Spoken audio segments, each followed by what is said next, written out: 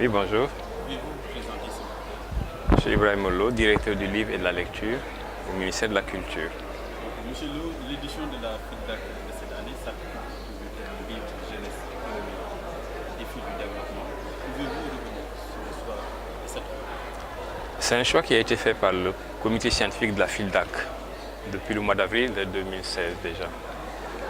Et nous avions retenu l'idée de lui consacrer une leçon inaugurale qui a été introduite par le professeur Mamoussé Diagne à la cérémonie d'ouverture le 22 novembre dernier. Vous étiez là certainement.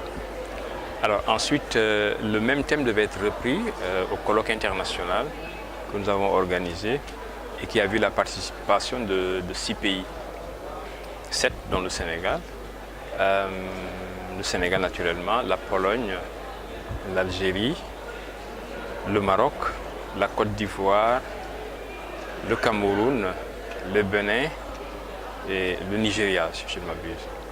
Alors, c'est justement à ce colloque qu'on a repris les mots-clés constitutifs de ce thème, le livre, la jeunesse, livre, jeunesse, économie, les défis du développement. Alors, le livre, on n'a pas besoin d'insister, c'est notre cœur de métier.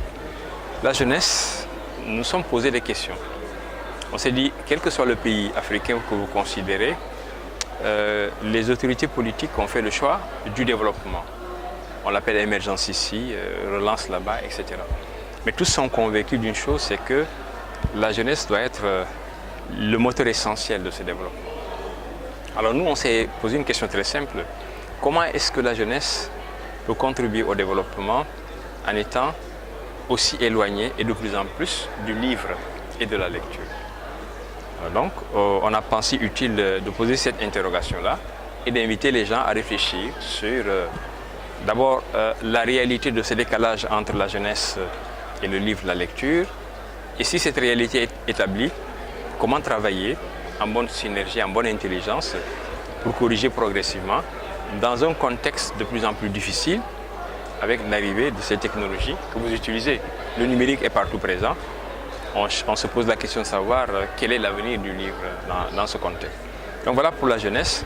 Maintenant l'économie, le secteur dans lequel nous travaillons, celui de l'édition en général, a une forte valeur économique qui n'est pas suffisamment mise en évidence dans les différents pays, en particulier au Sénégal. Alors l'idée c'était de réfléchir avec les opérateurs sur comment de plus en plus faut-il faire pour mieux positionner l'édition au point d'en faire un segment créateur de richesse dans ce processus vers l'émergence. Maintenant, les défis du développement, nous avions pensé qu'au-delà de l'édition, il fallait s'intéresser aussi à la culture en général. Vous savez le mot de Senghor, la culture est au début et à la fin du développement. Cela se comprend de façon très simple. On ne peut pas faire du développement sans une bonne assise culturelle. Un développement qui ne débouche pas sur la culture, sur l'humanisme tel que le voulait Senghor, c'est un développement qui est désincarné. Alors voilà un peu la compréhension que nous avions au mois d'avril en lançant ce thème pour à la fois la FILDAC et le colloque. Vous avez suivi les développements que le parrain a consacrés à ce sujet. Et voilà, c'était quand même un développement très intéressant. Alors, à propos de cette jeunesse, on dit d'elle qu'elle n'est plus.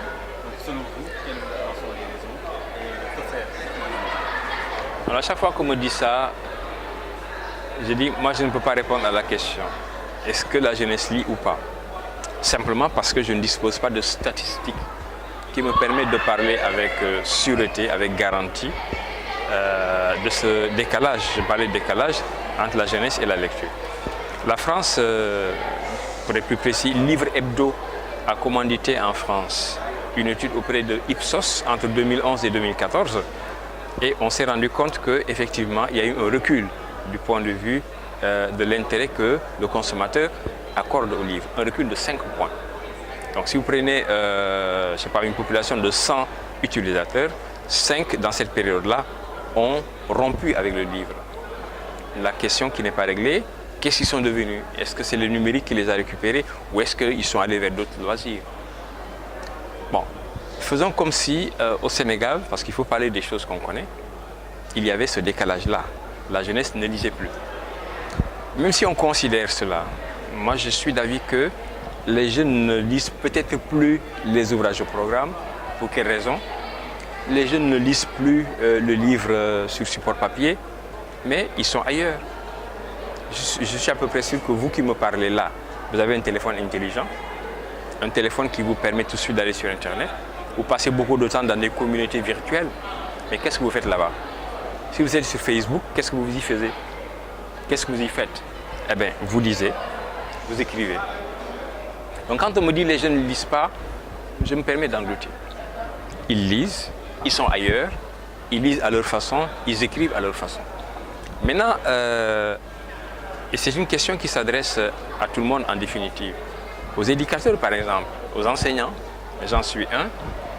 Qu'est-ce que nous faisons comme effort pour que cette disponibilité de la jeunesse dans des espaces virtuels se transforme en valeur créative? C'est ça la difficulté. Et c'est vers peut-être ces nouvelles interrogations qu'il nous faut nous orienter pour progressivement corriger ce décalage. Parce qu'il existe dans tous les cas. Je ne vous poserai pas la question de savoir quel est le dernier livre que vous avez lu. Mais si je m'amusais à poser cette question autour de moi, je me rendrais compte que probablement que ça faisait assez longtemps que les gens ne lisent pas. On ne lit pas. Moi, quand j'y réfléchis, j'en arrive à cette conclusion. Quand le livre ou la lecture deviennent un corset, une obligation, ça peut susciter ce désamour.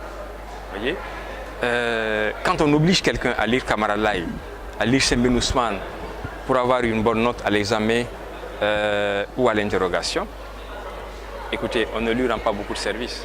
Parce que quand il aura eu sa bonne note, il passera à autre chose.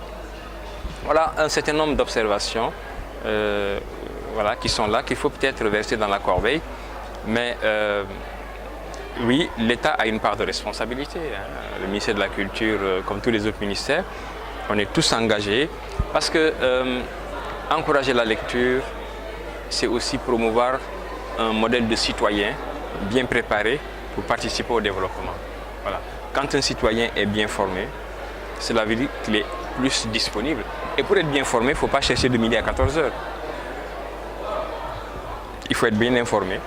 Et pour être bien informé, il faut avoir des supports. Que ce soit le support numérique, que ce soit le support livresque que nous utilisons au quotidien. Et c'est là où notre responsabilité, l'État a tout intérêt à acter, à travailler pour que l'information circule correctement. Que le livre soit disponible, que les jeunes en particulier soient formés et bien formés. Voilà, monsieur Paquet, de la culture de la FIDAC, comment vous faites le bilan provisoire de cette émission? Bilan provisoire, oui. À partir de quelques indicateurs, j'en prendrai 3 ou 4. Le premier indicateur, c'est d'abord la présence des éditeurs. Je n'ai pas les tout derniers chiffres, mais on n'est pas loin d'une bonne cinquantaine. De ce point de vue, pour moi, on est dans le standard. Habituellement, ça tourne autour de ça. Un second indicateur, c'est l'animation qui se fait habituellement dans un salon. En tout cas, dans le nôtre, nous avons des activités, inscrites dans l'agenda depuis plusieurs années. Vous avez dans cet espace-là des dédicaces, des rencontres avec le public.